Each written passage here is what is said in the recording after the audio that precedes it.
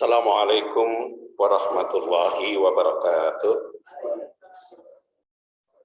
Alhamdulillah nahmaduhu wa nasta'inuh wa nastaghfiruh wa na'udzu billahi min syururi anfusina min sayyiati a'malina may yahdihillahu fala mudhillalah wa may yudlil fala hadiyalah.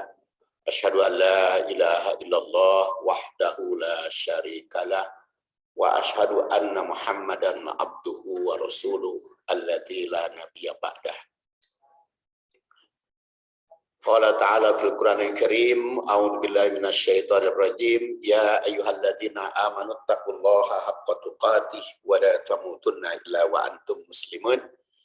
Wa qala ta'ala ya ayyuhalladzina amanu kutiba alaikumusiyam kama kutiba alal ladzina min qablikum la'allakum tattaqun. Jamaah rahimakumullah, ayat yang kita bahas sudah hafal di telinga kita, di lisan kita. Pendek, tapi kita coba dari sudut lain. Tentu saja. Ya ayyuhalladzina amanu kutiba alaikumusiyam. Wahai orang yang beriman, difardukan atasmu siam, saum. Kama kutiba alal ladzina min qablikum, seperti diwajibkan, difardukan kepada orang sebelum kamu. La'allakum tattaqun, mudah-mudahan kalian bertakwa. Ini terjemahnya. Kalau kita telusuri tafsir Labbiyah, di situ ada ya ayyuha, merupakan huruf nida dan huruf tanbih.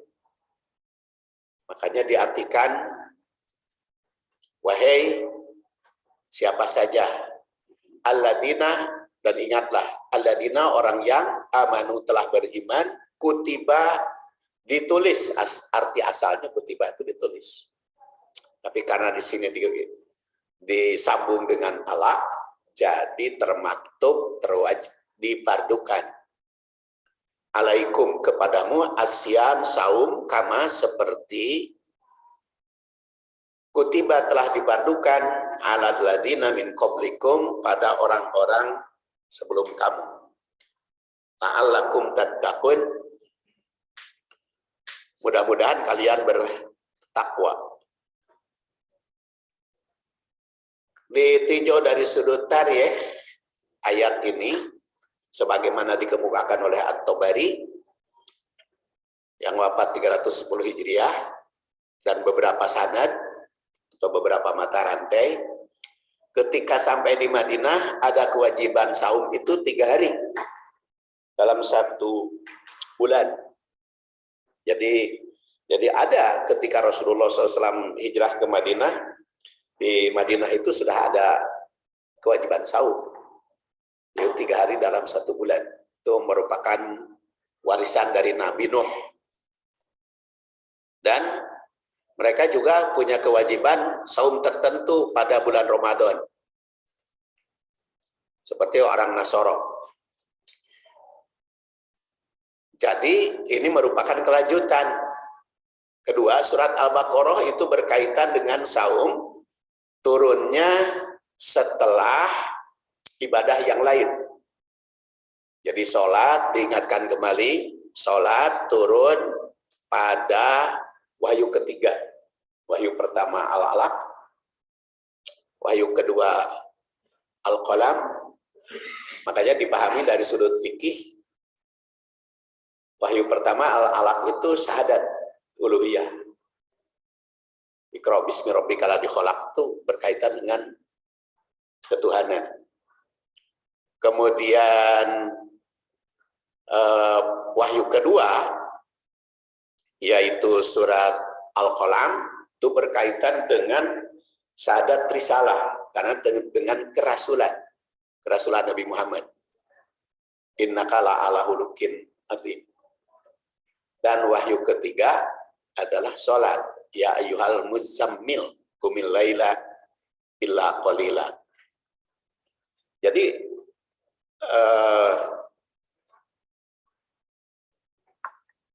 wahyu ketiga itulah yang memerintah sholat.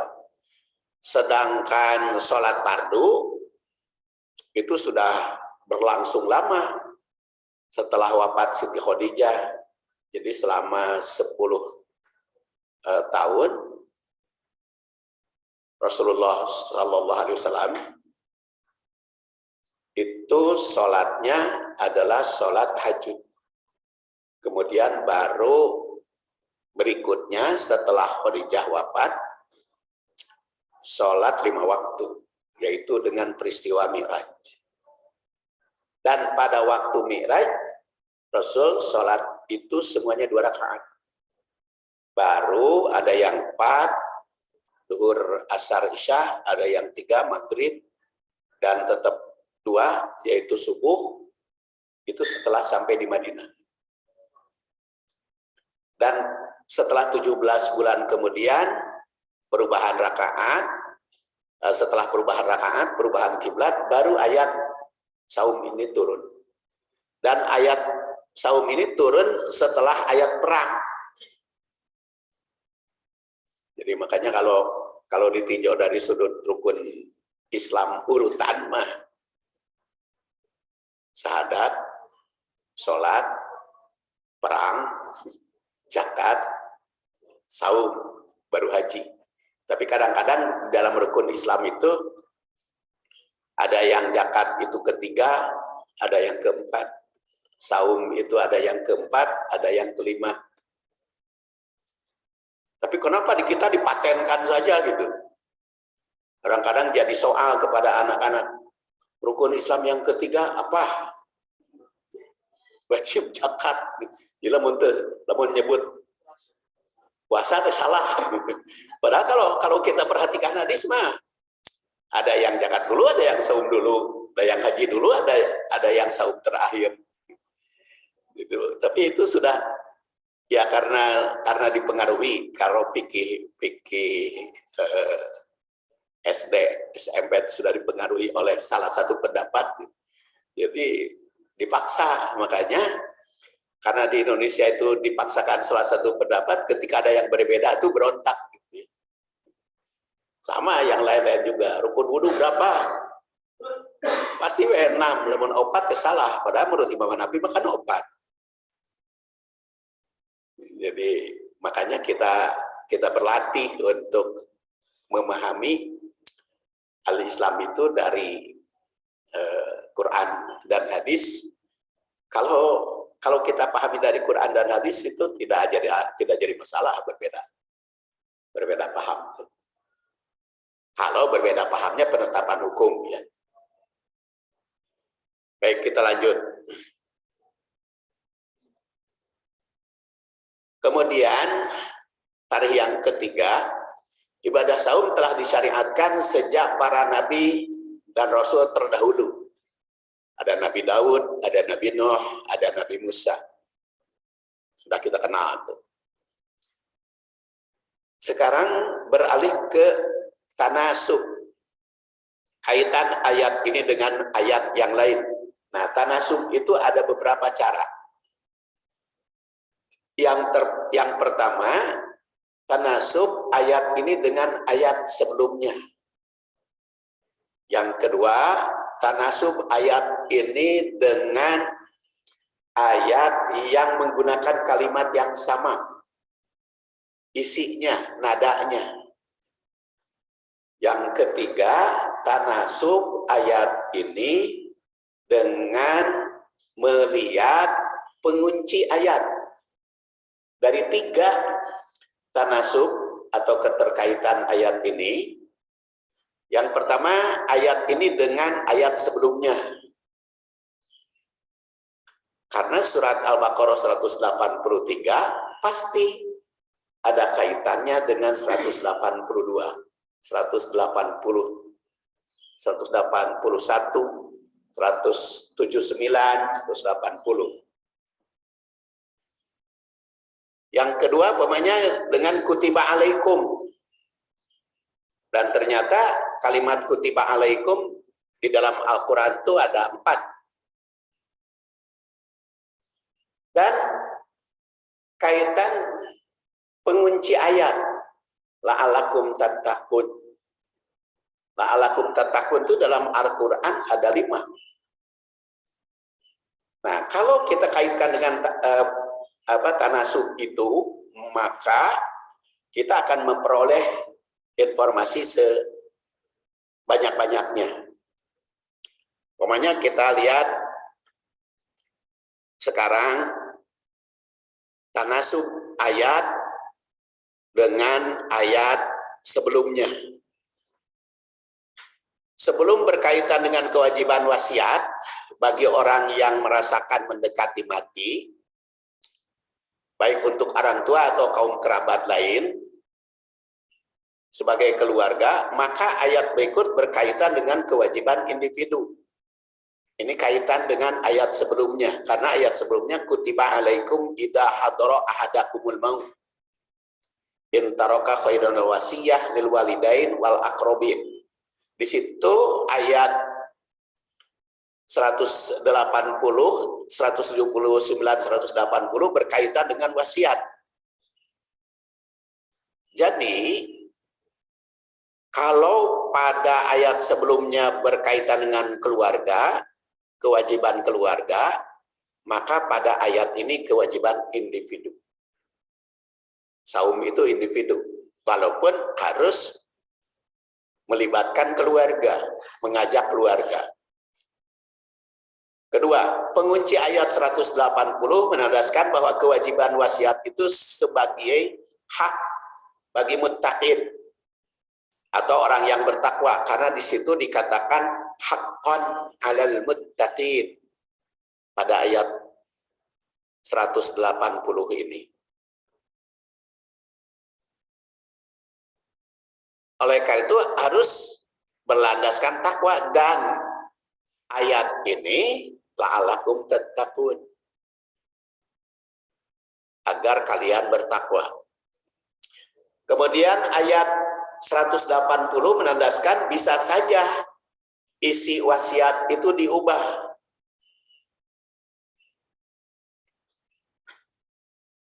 Apabila apa? Apabila khofa min musin janaban au isman fa aslaha bainahum. Jadi isi wasiat itu mesti diubah apabila menurut pertimbangan ahli waris tidak bisa dilaksanakan wasiat itu. Kenapa tidak bisa? Pertama, isi wasiatnya bertentangan dengan aturan. Bisa aturan agama, syariah, bisa juga aturan negara yang berlaku. Contoh, ibu atau bapak sudah pesan kuburan di Ranca Cili, kan ada itu yang pesan di Ranca Cili, pesan mau dikubur di situ. Ternyata ibu meninggalnya di Mekah, kan nggak bisa. Di Mekah, kalau mau di Mekah nggak bisa dibawa ke Indonesia. Dulu Bung Tomo kan meninggal di Mekah. Pemerintah Indonesia mengajukan permohonan agar jenazahnya dibawa ke Indonesia, nggak bisa. Akhirnya dipaksa dikirimnya jenazah ke Tingsah. Karena menurut undang-undang di negara Arab tidak bisa dikirimkan jenazah itu ke luar negeri. Kalau yang meninggal di situ pasti dikubur di situ. Dan kalau sudah ke Masjidil Haram itu tidak dikenal kuburan mayit siapa. Apalagi kalau sudah di kuburan. Itu peraturan di situ. Jadi wasiat, kalau wasiat harus dikubur di situ kan nggak bisa. Atau wasiatnya bertentangan dengan syariah.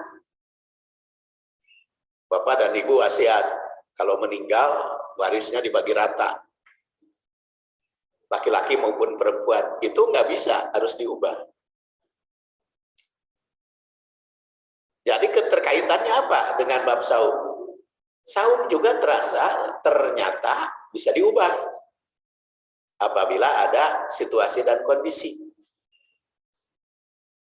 Jadi ada kesamaan saum dengan wasiat, bisa ada perubahan.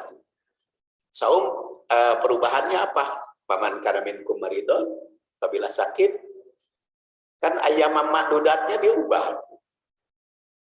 Awal safarin atau perjalanan diganti dengan fa'idatu min ayamin ukhra. Terus juga kalau tadi saum ayam makdudat, ada juga yang sama sekali tidak bisa melaksanakan saum. Wa 'alal ladzina yutiqunahu, yaitu ada perubahan dengan fidyah. Jadi ditinjau dari sudut itu juga ada. Kemudian tanasub ayat dengan kalimat yang sama. Satu, terdapat 4 ayat yang menggunakan kalimat kutiba alaikum, yaitu ayat kisos, kutiba alaikum kisos, ayat wasiat, kutiba idza hadara ahadakumul maut, ayat saum, kutiba alaikumusiyam, dan ayat perang, kutiba alaikumul qital. Itu sama menggunakan kutiba alaikum. Ternyata jika ayat berkaitan dengan kehidupan, berkaitan dengan sesama manusia, baik keluarga seperti wasiat, masyarakat, hukum seperti kisos, maupun dengan urusan pertahanan seperti perang, itu kita menjadi luas pemahaman kita. Ternyata ayat itu ada yang berkaitan dengan individu, ada yang berkaitan dengan keluarga, individu seperti saum, keluarga seperti wasiat, kemudian kaitan dengan hukum seperti kisos, dan ada pula yang berkaitan dengan urusan negara, yaitu seperti urusan perang. Jadi dengan membahas ayat itu akan mencakup berbagai kehidupan. Oleh karena itu, saum tidak bisa terpisah dengan keluarga, dengan masyarakat, maupun dengan negara. Makanya, kenapa Menteri Agama setiap mau saum dan setiap mau Idul Fitri rapat isbat, penentuan isbat, karena saum Idul Fitri berkaitan dengan negara. Jadi padahal kan sebetulnya isbat itu perlu setiap bulan. Kan bulan Komariah itu ada yang 29, ada yang 30, itu ditentukan oleh ru'yatul bulan, ru'yatul hilal. Tapi kok kenapa waktu saum dan Idul Fitri saja rapat dewan isbatnya, apa namanya, rapat sidang. Kalau rapat kecil ya sidang itu besar sampai miliaran. Karena saum berkaitan dengan kehidupan bernegara. Idul Fitri juga. Kemudian dalam 4 ayat yang menggunakan kalimat kutiba alaikum, ternyata ada hukum alternatif, yaitu kisos. Ada alternatifnya. Apa alternatifnya? Kutiba alaikumul kisos, diwajibkan atasmu kisos. Tetapi paman ufialahu, kalau si ahli warisnya itu mengampuni, bebas kisosnya. Hanya dengan membayar alternatif lain. Seperti yang sekarang membela diri oleh begal, melawan begal sehingga yang begalnya meninggal, hebat itu.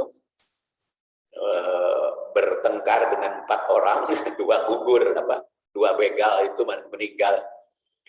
Jadi tersangka, tapi kan sekarang ada kebebasan, karena itu ada perbedaan. Dan kalau keluarga si terbunuh itu mengampuni, itu bebas. Itu tentang kisos.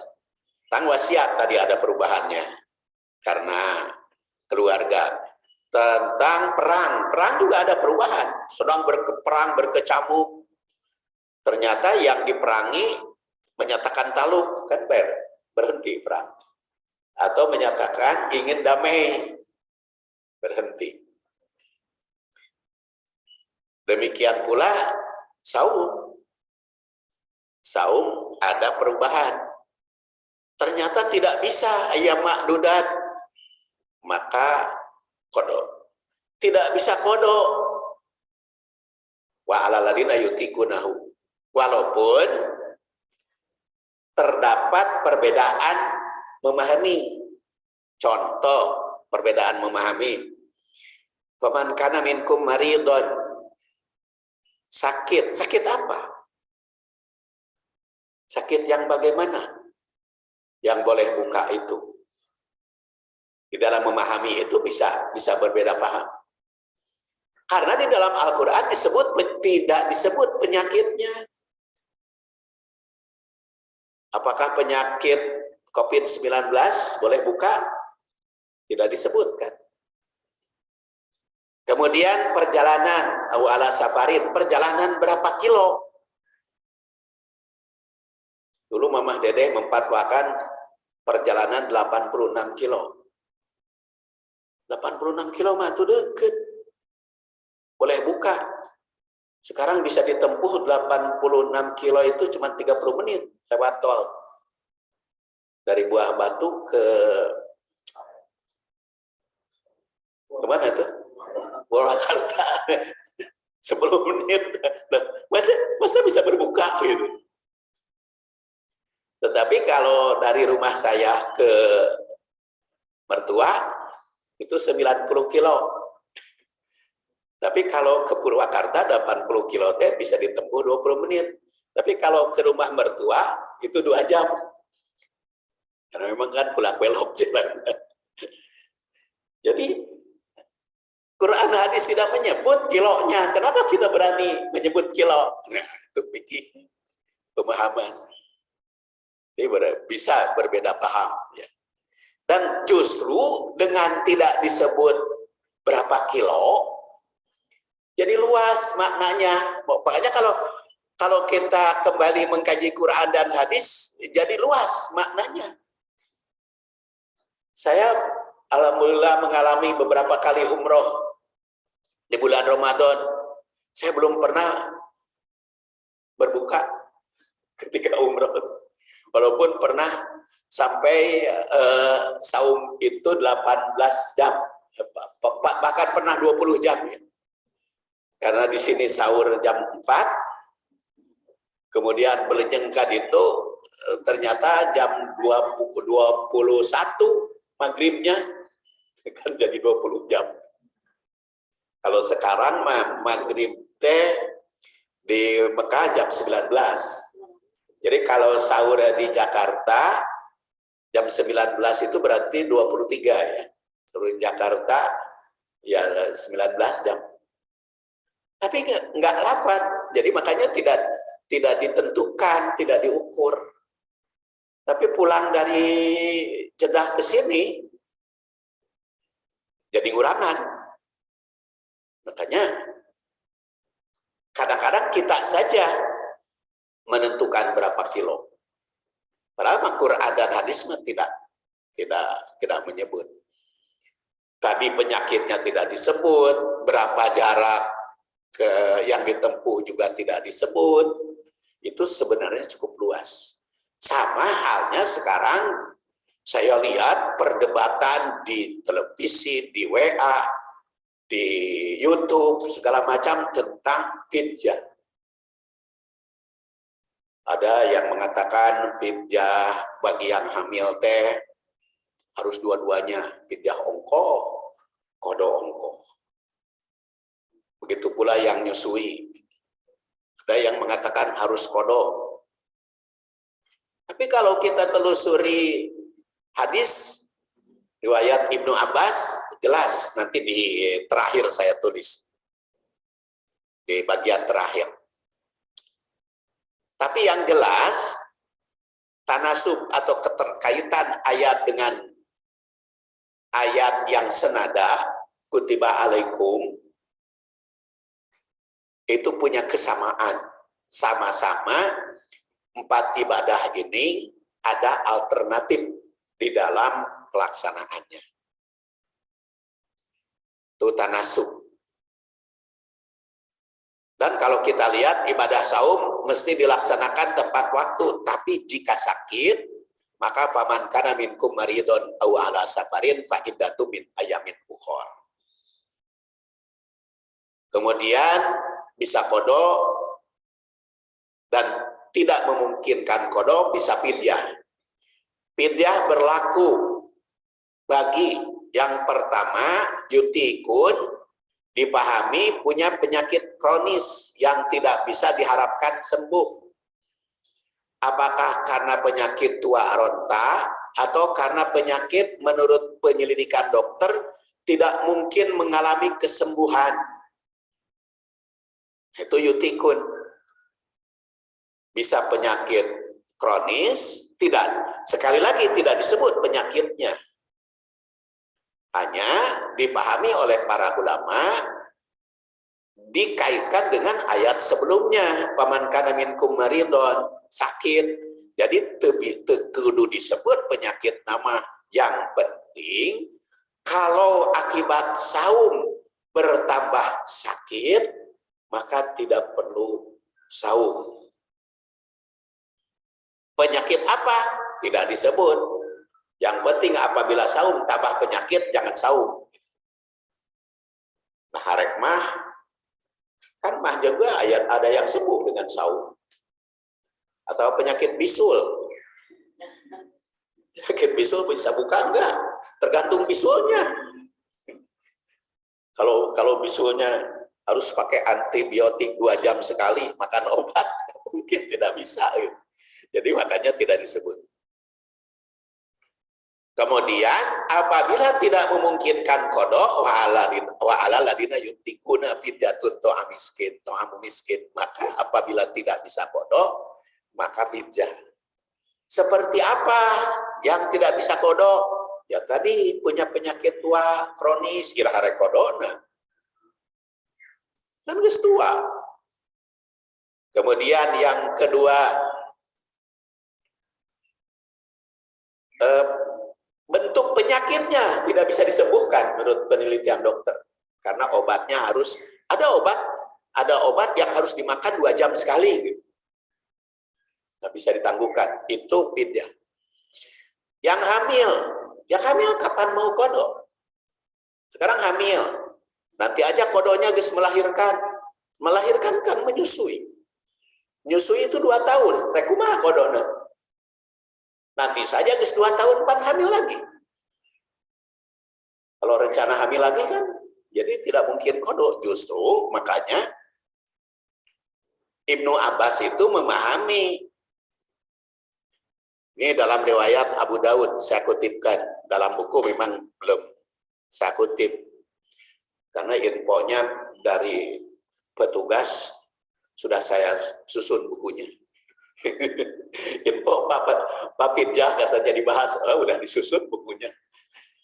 Jadi menurut Abu Dawud, riwayat Abu Dawud, kata Ibnu Abbas itu adalah sahabat Rasul yang lahir 3 tahun sebelum hijrah dan wafat 68.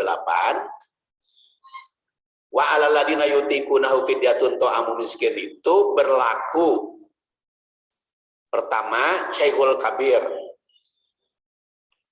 atau Mar'atul Kabiroh, laki-laki maupun perempuan yang sudah tua ronta. Kedua, wahuma yutiqon, karena itu kalau dipaksakan bisa saja saum, tapi itu payah. Kemudian juga termasuk al-murdi wal khublah, termasuk yang hamil, yang menyusui atau yang hamil. Jadi boleh berbeda pendapat sekarang di kalangan ulama antara hamil dan menyusui, apakah boleh qada fidyah atau tidak. Tetapi menurut saya pemahaman Ibnu Abbas itu bisa dijadikan dasar. Kenapa?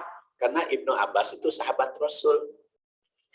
Dan sahabat Rasul yang punya ciri khas didoakan oleh Rasul, Allahumma faqihu fiddin wa alimhu ta'wil.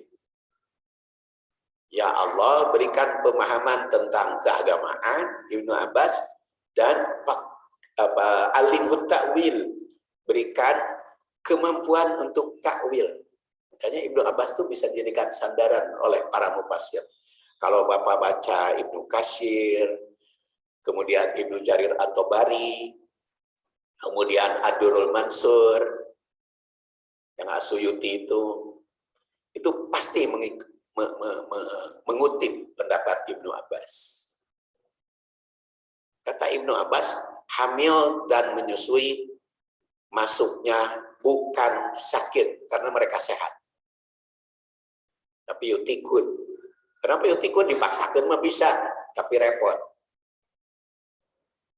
Oleh karena itu fidyah.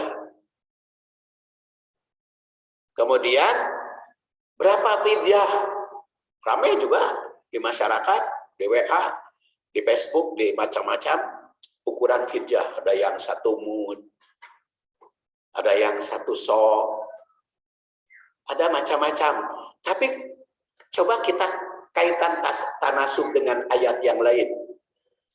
Umpamanya surat Al-Maidah 89. La yu'akhidukumullah bil-lagwi fi aimanikum walaki yu'akhidukum bima aqadtumul aiman fakafaratuhu it'amu asyrati masakin min awsati ma tut'imuna ahlikum. Di situ ada kalimat min awsati tut'imuna ahlikum. Fidyah itu sesuai dengan belanja harian makan untuk keluargamu. Itu fidyah. Jadi bukan 1 mud, bukan 1 sok. Kalau kita kaitkan dengan Al-Maidah 89, fidyah itu seukuran yang biasa dibelanjakan untuk makan. Contoh, Bandung itu UMR-nya berapa? 3.700.000. Bandung itu sekarang 3.700.000. Ukuran apa? Itu ukuran punya anak 2. Jadi kalau begitu 1 bulan biaya yang diperlukan untuk kebutuhan fisik minimum adalah 925.000. Nah itu min ausati tut'imuna ahlikum 925.000 teh. Jadi seukuran yang biasa kamu makan. Jadi kalau begitu fidyah itu ukuran minimal di Kota Bandung 925.000 per bulan. Tapi karena min ausati tut'imuna ahlikum sesuai dengan kebutuhan sehari-hari, maka bisa diukur. Ternyata tukang beca mah itu bisa ngayakeun 3.700 teh sabulan. Karena penghasilannya cuma 20.000 per hari atau 30.000, maka seukuran itu. Tapi kalau menteri pergi ke tempat lain, SPJ atau biaya hariannya 10 juta per hari, maka dia fidyahnya seorang menteri 10 juta per hari. Jadi 1 bulan itu kali 30, 300 juta 1 bulan.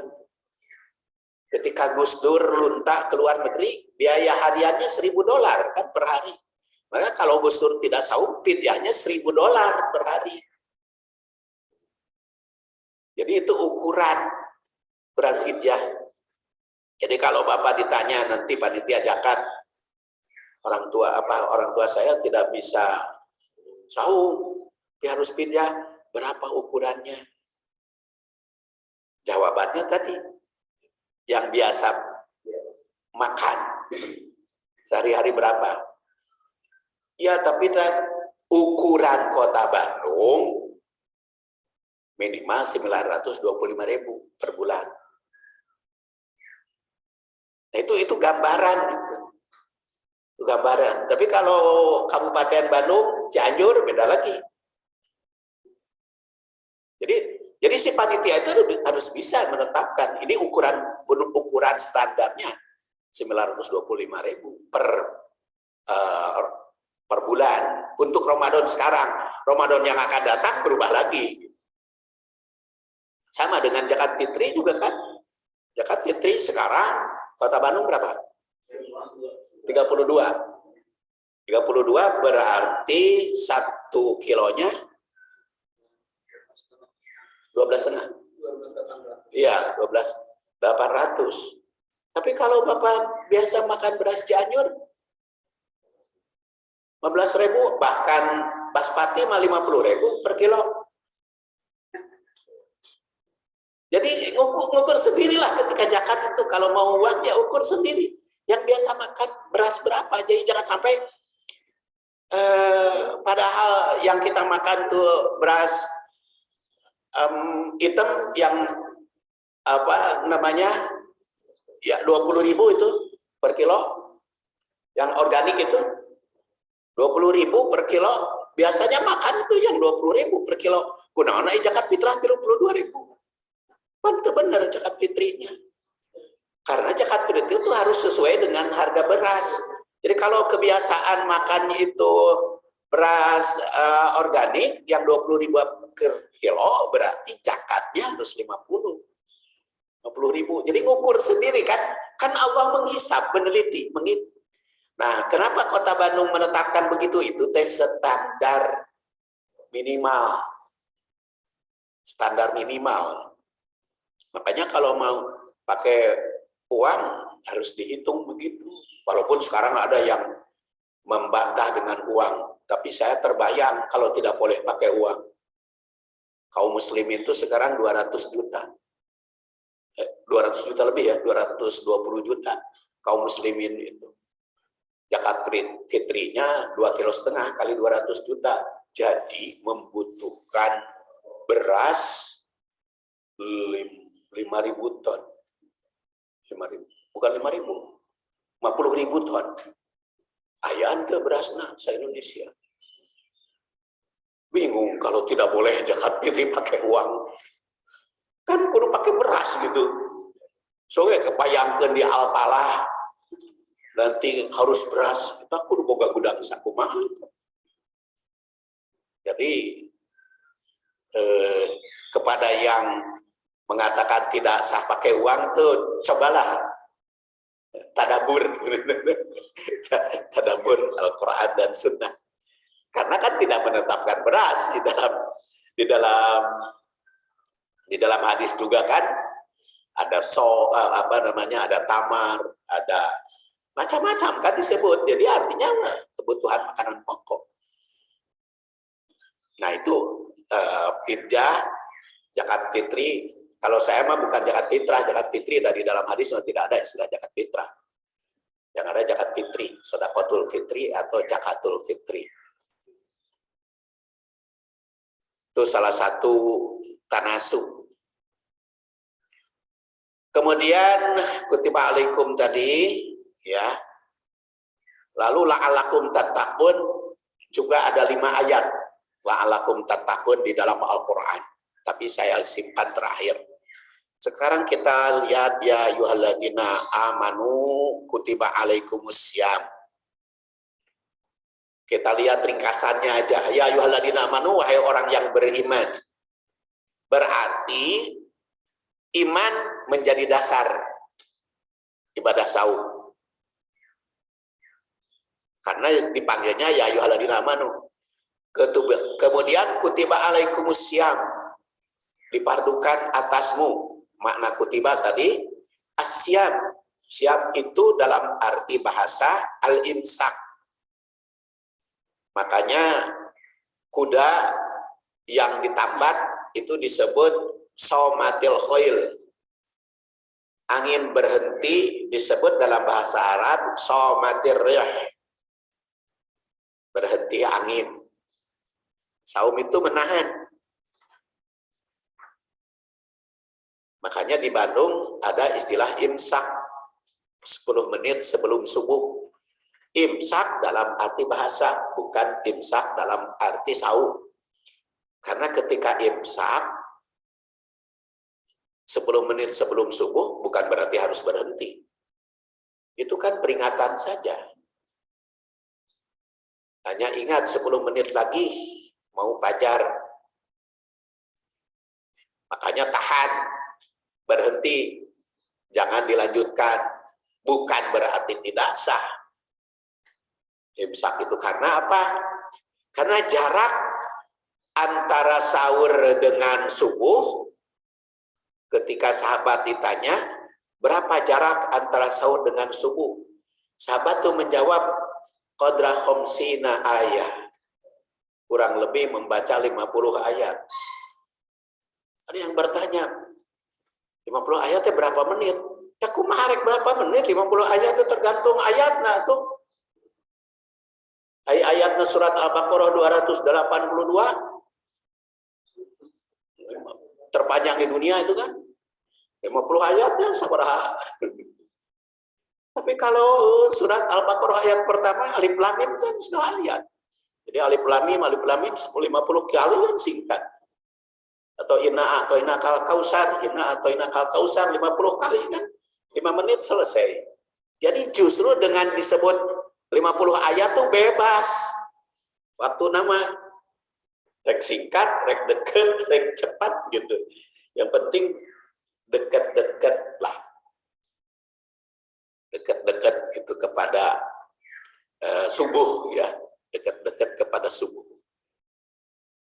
Saya biasanya kalau bulan Ramadan ini sahur itu mulai jam 4. Kalau bulan Ramadan sekarang, karena sekarang subuhnya kan 4.35, jadi jam 4 kan masih panjang waktunya. Tapi kalau nanti musim dingin itu kan lebih lagi.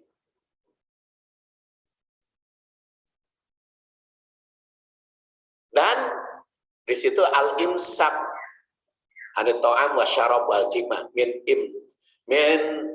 intidomin niyah ilaih, kata Ibnu Jauzi yang wafat 597. Tapi kata Ibnu Katsir yang wafat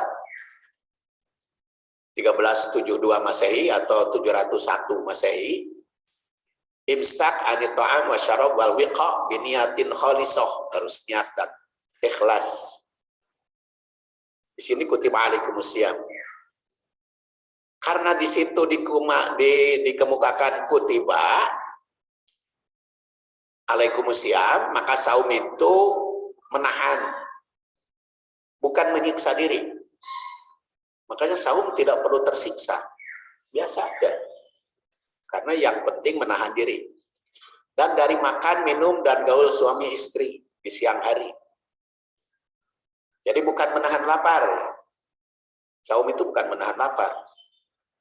Makanya ketika anak saya ditanya oleh anaknya, berarti oleh cucu saya, tanya, "Bun, kenapa sih harus saum?" Kata ibunya, "Saum supaya merasakan bagaimana orang miskin menderita." Dia langsung menjawab, "Bun, kita kan bukan orang miskin. Kenapa harus menderita dan terlapar?" Jadi rada ngahulang si ibu nanti. Karena pengertian saum menahan lapar. Ternyata terlapar teh merasa tidak saum. Padahal cek pengertiannya bukan menahan lapar, menahan makan, minum, dan gaul suami istri. Jadi teu kudu lapar saum teh. Bahkan kudu nama ulah lapar saum teh ngarah tetap produktif. Ya, tidak mesti lapar. Dan niat ikhlas untuk saum. Jadi menahannya untuk saum. Dari yang dilarang itu manifestasinya. Dan menyucikan. Kutiba. Kama kutiba ala ladina min qablikum, seperti dipadukan kepada orang sebelum kamu. Qablikum itu kata Al-Baghawi yang wafat 516 menggambarkan bahwa saum telah dipadukan sejak para nabi terdahulu. Seperti dikemukakan tadi. Tapi itu mengandung arti kita harus pandai-pandai juga belajar sejarah. Karena min qablikum. Kemudian la'allakum tattaqun, agar kalian bertakwa, kata Al-Baidawi yang wafat 682, sebagai target antara la'allakum tattaqun. Jadi ibadah saum tidak hanya ritual, tetapi juga ada makna kelanjutan. Makanya ada dikatakan oleh hadis asyamu junnatun fala yarfus. Hadis riwayat Al-Bukhari. Dan orang yang tidak menahan diri dari hal-hal yang dilarang, maka falaisa lillah hajah antada ta'amahu wasarobahu. Maka bagi Allah tidak tanggung jawab untuk memberikan pahala kalau ibadah saumnya tidak termanifestasi pada peningkatan amal. Makanya Imam Ghazali itu menyarankan saum itu bukan hanya menahan lapar, menahan makan dan minum, tapi juga menahan pendengaran, ulah sadenge-dengena, menahan penglihatan, ulah satenyo-tenyona, dan menahan yang lain dari yang tidak bermanfaat. Kata Imam Ghazali yang lahir 450, wafat tahun 505, usia 55 tahun.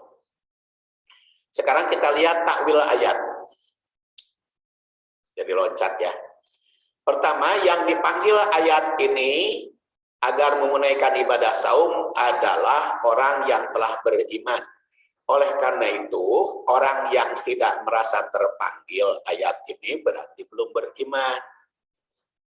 Kalau merasa tidak terpanggil oleh ayat ini, berarti imannya masih dipertanyakan. Kedua, karena yang iman dipanggil, maka syarat saum adalah iman. Oleh karena itu, ibadah saum yang bernilai apabila dilandasi iman. Dan harus berusaha peningkatan iman. Iman itu harus selalu meningkat. Walaupun ada ya, iman yazdad wa yanqus, iman itu turun naik, tapi kan itu hadisnya dhaif. Jadi tidak saya kutip hadis itu. Kalau dhaif mah bukan hadisnya. Yang ketiga, kalimat yang digunakan untuk dipardukan saum dengan kutiba, berarti asal tertulis, maka mukmin harus selalu ingat akan kewajiban. Jadi saum harus ingat gitu, bahwa ini sedang saum.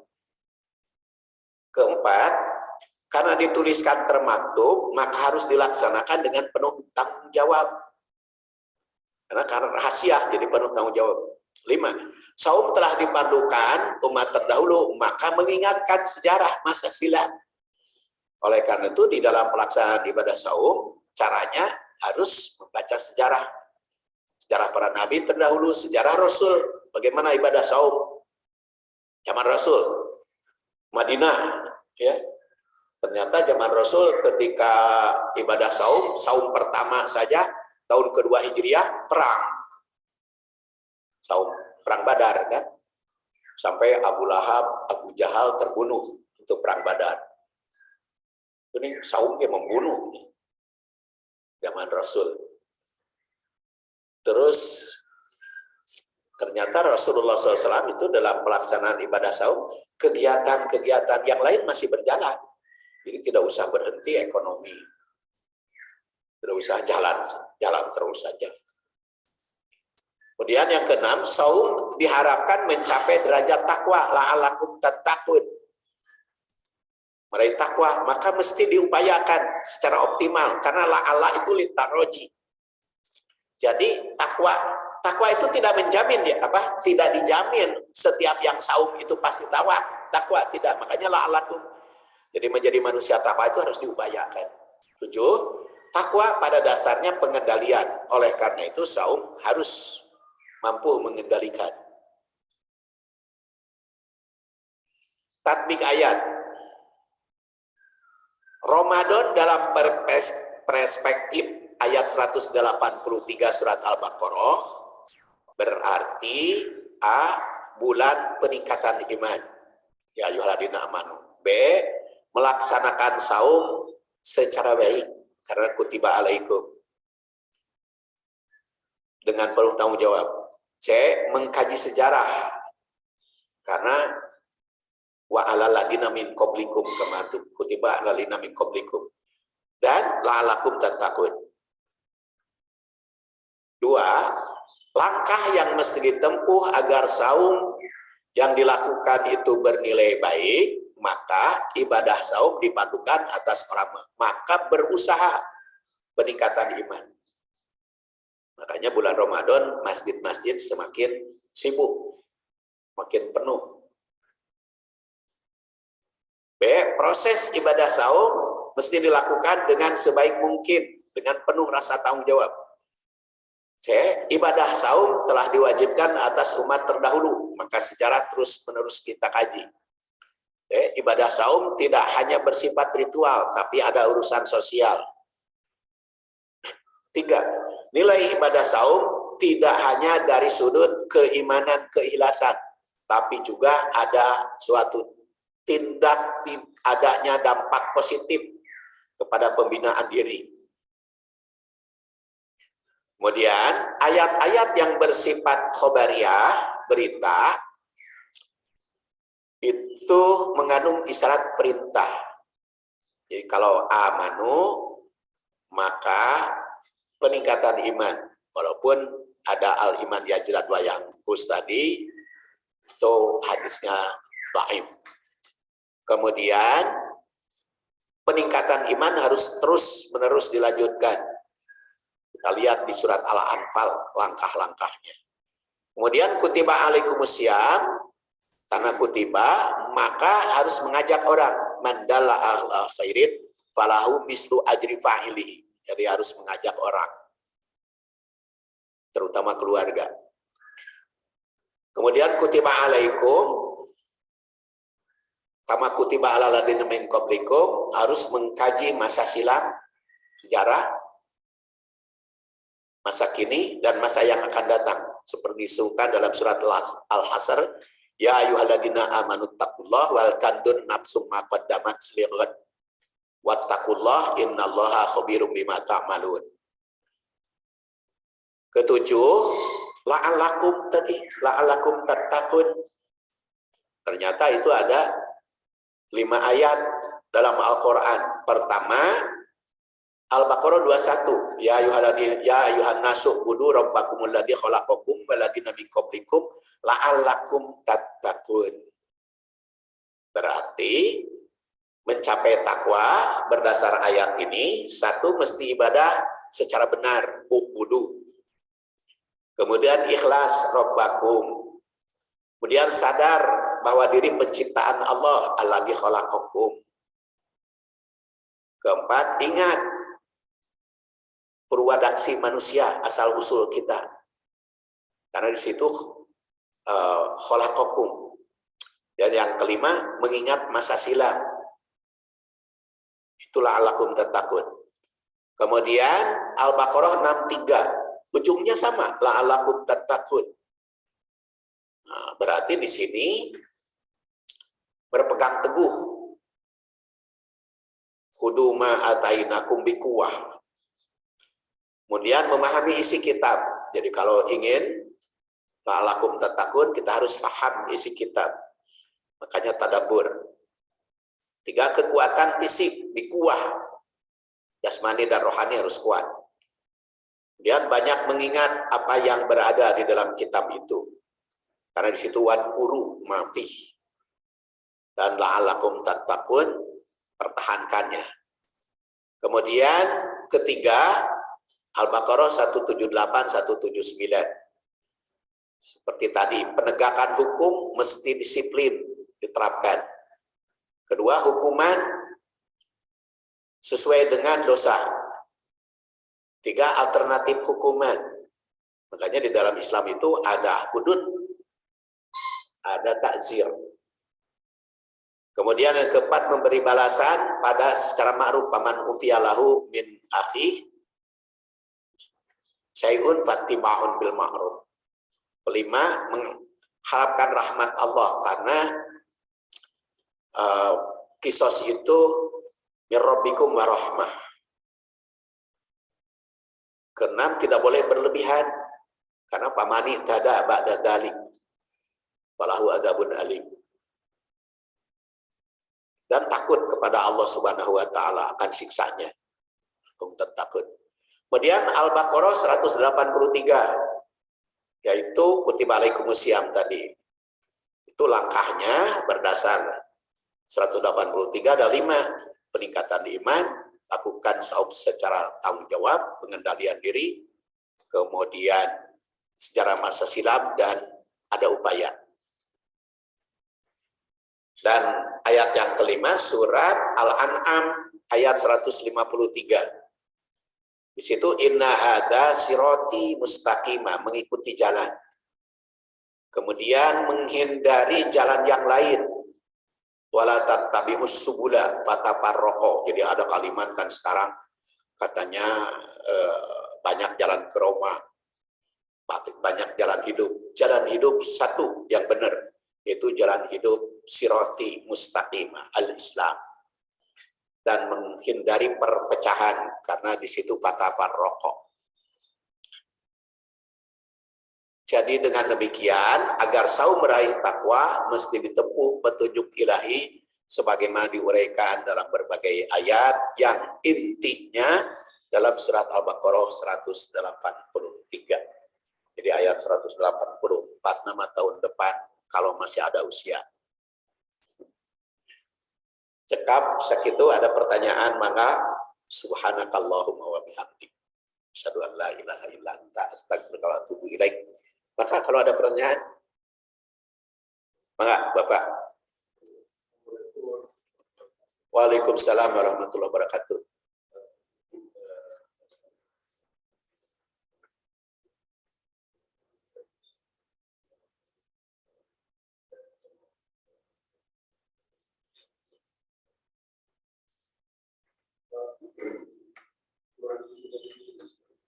Ya, ukuran keimanan. Ya, itu tidak diukur keimanan berapapun nilainya harus tetap saum. Ya ayyuhalladzina amanu, wahai orang yang beriman, keimanan seukuran apapun harus tetap saum. Jadi tidak diukur keimanan itu. Pokoknya yang mengaku beriman harus tetap saum. Makanya di dalam surat Al-Hujurat ada dusun Arab mengatakan amanah. Kun lam tu'minu. Jawab, kamu belum beriman karena baru aslamna, baru berserah diri. Jadi keimanan seseorang tidak bisa diukur. Tapi oleh ayat ini diseru tetap saum.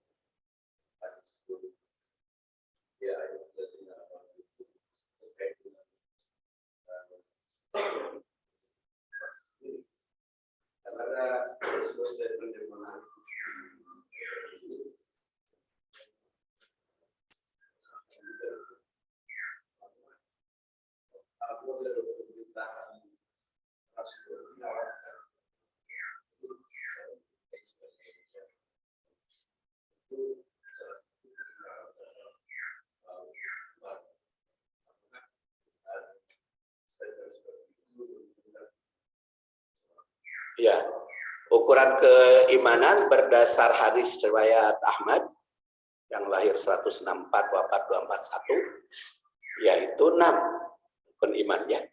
Ada Allah, malaikat, kitab, rasul, kutubihi wa rusulihi wal yaumil akhir, hari akhir dan qada.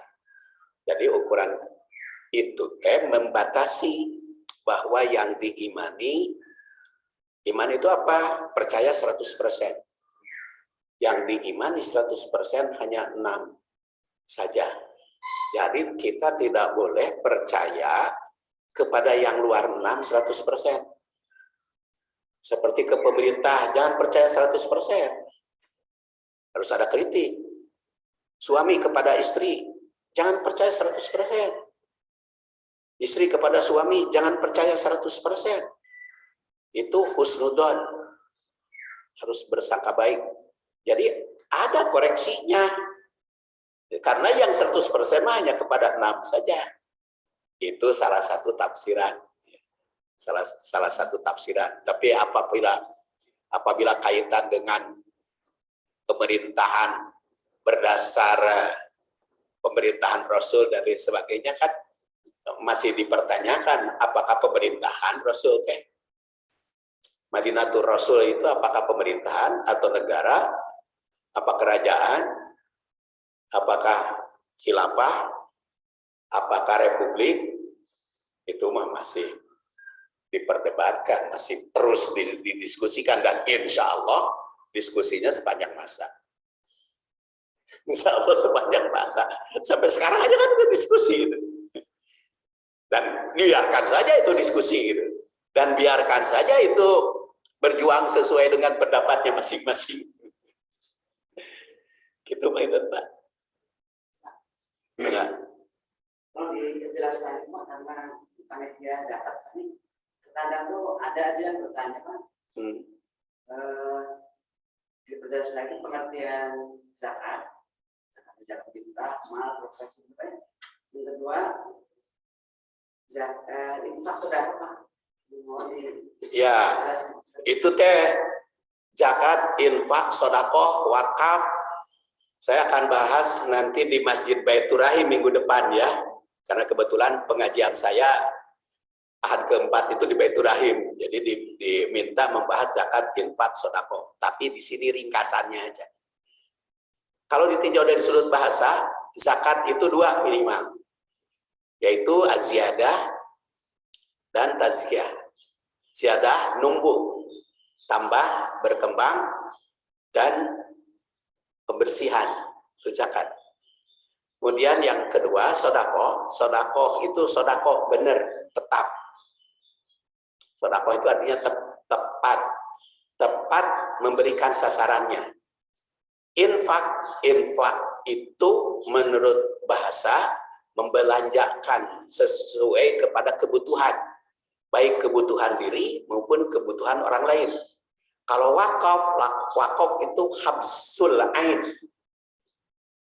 Ditinjau dari sudut bahasa dulu. Wakaf itu habsul ain. Jadi melepaskan kepemilikan kemanfaatan dari harta. Jadi karakteristik masing-masing, zakat itu pembersihan atau pengembangan, pembersihan dari sifat kikir. Apa harta yang harus dibersihkan disebutkan di dalam Al-Quran maupun Sunnah. Contohnya zakat fitri. Apa itu zakat fitri? Zakat pembersihan, fitri berbuka. Ini bukan zakat fitrah ya. Hadis itu istilahnya zakat fitri. Zakat karena berbuka saum. Karena berbuka saum maka harus zakat. Kalau zakat fitrah artinya zakat itu suci, fitrah itu suci. Jadi suci-suci. Makanya silahkan Bapak Ibu baca hadis, tidak ada istilah zakat fitrah. Yang ada zakat fitri. Tapi oke lah, karena sudah menjadi bahasa kita. Jadi zakat fitri itu makanya disebut di dalam hadis ukurannya menjadi makanan pokok. Kemudian zakat apabila tepat sasaran maka disebut sedekah, zakat itu. Seperti dalam surat At-Taubah, innamas shadaqat lil fuqara wal masakin. Itu sedekah istilahnya karena tepat sasaran. Zakat itu disebut sedekah. Umpamanya al-fuqara. Fuqara itu jamak fakir. Wal masakin. Tapi di kita mah fakir miskin kan dihijikeun. Padahal kalau di dalam Quran beda. Fuqara itu alladzina usiru fi sabilillah. Fuqara itu orang yang kekurangan karena hidupnya terkait dengan di jalan Allah. Sehingga dia karena terkait dengan di jalan Allah, banyak sekarang kemarin itu masa pandemi. Para ustadz, para mubalik karena berhenti di masjid kegiatan banyak yang kelaparan. Para ustadz itu. Jadi karena dia tidak punya gaji kan, para ustadz, para mubalik itu kan tidak punya gaji, dari pagi sampai malam tuh ceramah aja, duitnya dari amplop aja. Kalau tidak ada panggilan ceramah, tidak dapat amplop, tuh bisa makan. Banyak kelaparan masa pandemi itu, yang kadang-kadang tidak kita ketahui. Itu sebetulnya fuqara, alladzina usiru fi sabilillah. Kalau masakin adalah orang yang tidak mampu membiayai hidup. Contoh yang simpel. Di Bandung 3.700. Itu untuk anak 2. Jadi kalau orang itu punya anak 2, penghasilannya 3.700.000, itu bukan miskin. Tapi kalau dia punya gaji 4 juta per bulan, tapi anaknya 12, yang ditanggung dia, yang masih ditanggung dia gitu. Beda dengan saya, kalau saya punya anak 4 tapi semuanya sudah dewasa, sudah pada kawin, jadi yang menjadi tanggung jawab saya cuma istri saya aja. Jadi di rumah saya hanya tanggung jawab menanggung istri saja, anak saya tidak ada yang ditanggung. Jadi saya bukan orang miskin. Tapi kalau fuqara mungkin bisa bilillah, karena usiru bisa bilillah dalam hal tertentu. Kemudian amilin yang mengelola, ngurus. Kemudian fisabilillah, yaitu untuk jalan perjuangan agama Allah. Nah, kalau sasarannya sudah jelas dalam surat At-Taubah 60, maka disebut sedekah, zakat itu. Tetapi kalau disebut harta apa saja, maka kalimatnya infak. Itu surat Al-Baqarah 267. Ya ayyuhalladzina amanu anfiqu min thayyibati ma kasabtum. Di situ kata Ibnu Abbas zakat. Pertama min thayyibat, dari hasil usaha, maka sabtu. Kemudian yang tumbuh di bumi, yaitu pertanian. Jadi zakat hartanya dalam surat Al-Baqarah 267. Jadi ada pertanian, penghasilan, ada hasil bumi. Nah, contoh sekarang, zakat yang disebut barangnya, pertanian, itu adalah makanan pokok, seperti di kita padi. Tapi kalau bukan padi, bukan makanan pokok, umpamanya Bapak bertani cengkeh, kan tidak disebut. Jadi tidak ada zakat cengkeh. Tetapi kalau cengkeh oleh Bapak dijual, berarti zakat penjualan, zakat niaga. Atau Bapak beternak ayam, kan tidak ada zakat ayam.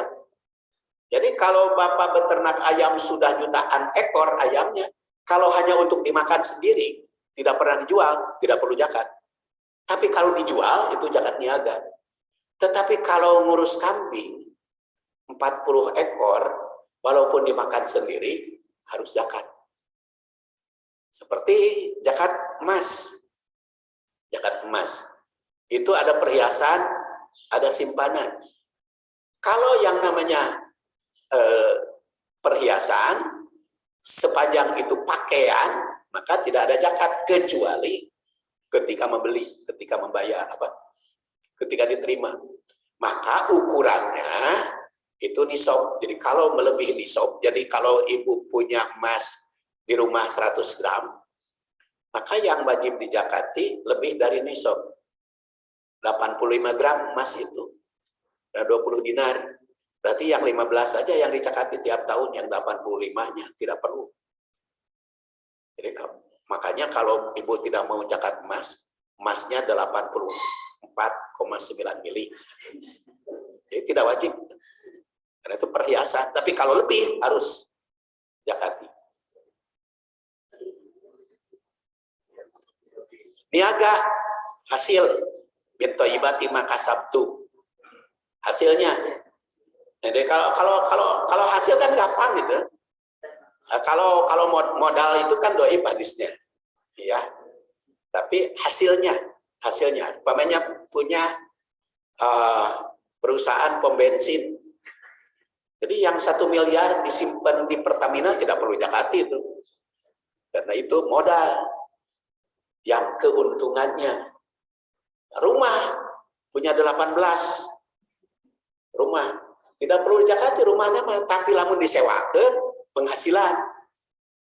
Ya, kalau rumah 18 diduduki we pindah-pindah ku sorangan gitu. Itu pernah disewakeun teu kudu. Tetapi kalau disewakan penghasilan dari sewa. Jadi itu penghasilan ya. Saya kira itu Pak. Karena sudah jam 6:10 ya, mudah-mudahan ketemu lagi di lain kesempatan. Kita akhiri saja dengan berdoa, subhanakallahumma wa bihamdik asyhadu an la ilaha illa anta astaghfiruka wa atubu ilaik.